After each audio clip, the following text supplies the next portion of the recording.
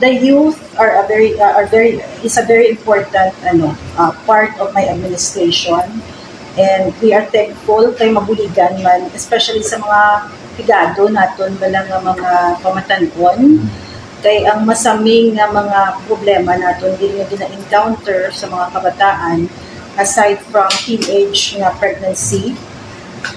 Child labor is also an issue, especially dira sa area sang Garita. Very prevalent ang child labor, no?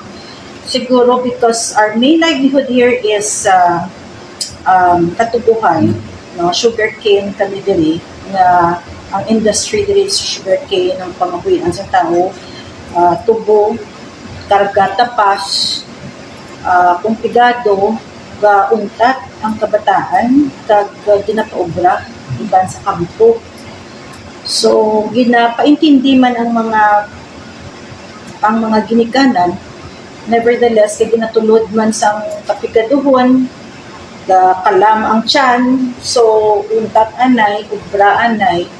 So that is something that we should properly address.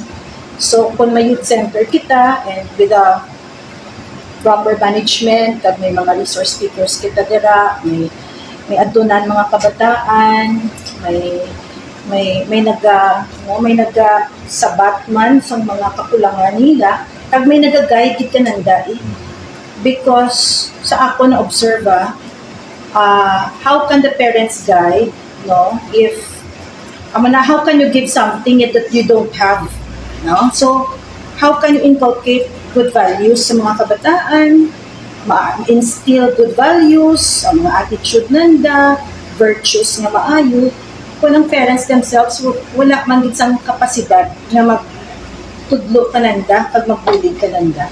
So through this center and with the people na makabulig man, we could invite speakers and tap the province for support. I'm sure na matabangan kag gining kabataan nga nagapangita man kag kinanglanon ang guidance kit.